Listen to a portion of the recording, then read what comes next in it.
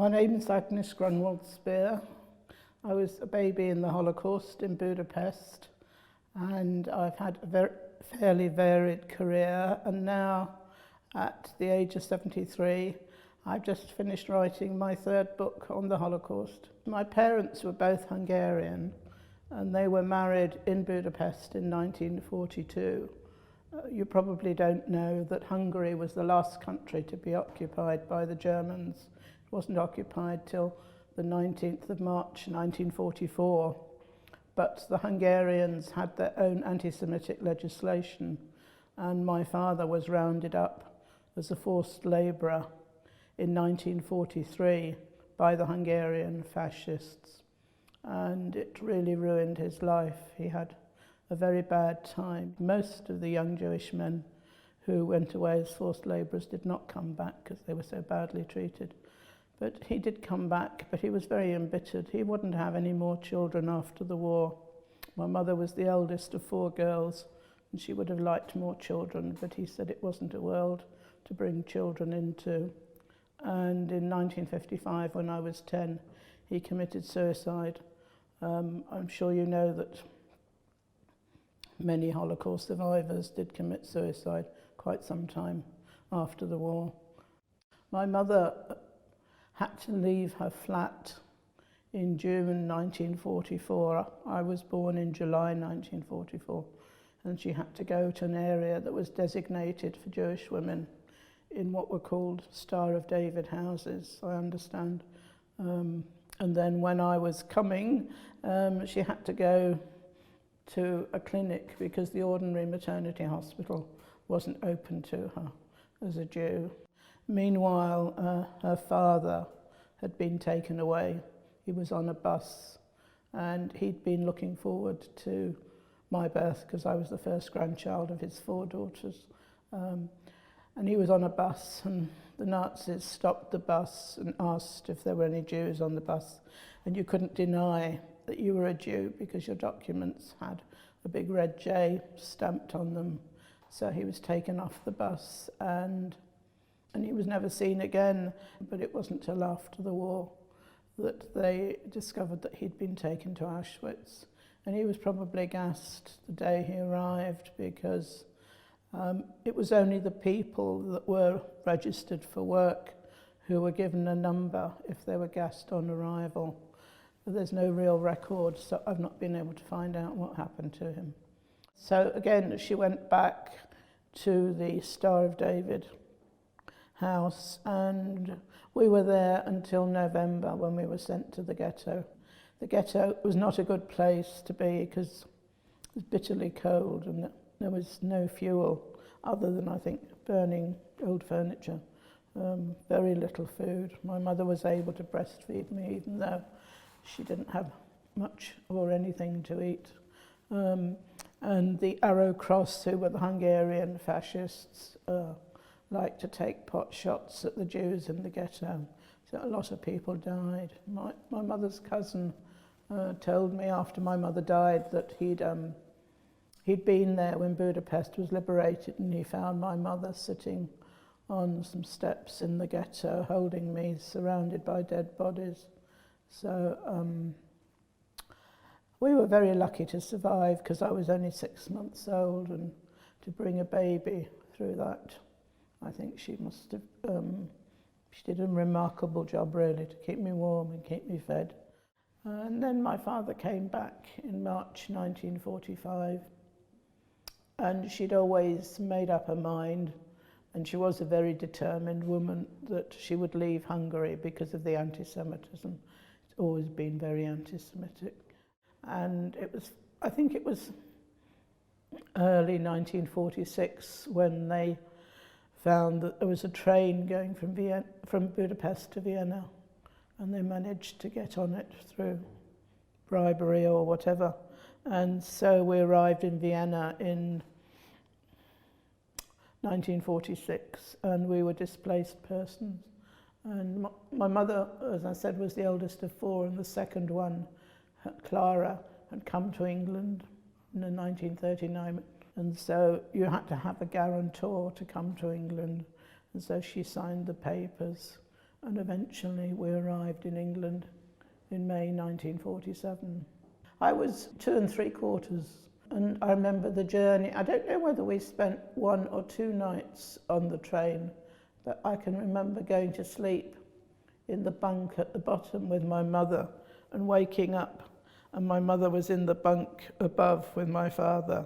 Yeah, we moved to Sutton, and we lived in various furnished rooms initially, and I remember in one, it was a very big house, there were a lot of people renting rooms there, and there was one girl who was getting married, and in those days it was very difficult to get fabrics, everything was on coupons, and she had an old parachute, and in those days the parachutes were made from white silk, and so they sat my mother down in front of a sewing machine. They said, "You're from Vienna, you must be able to sew." And my mother was absolutely dumbfounded, because in Budapest before the war she'd always gone to dressmakers, she'd never sewn anything.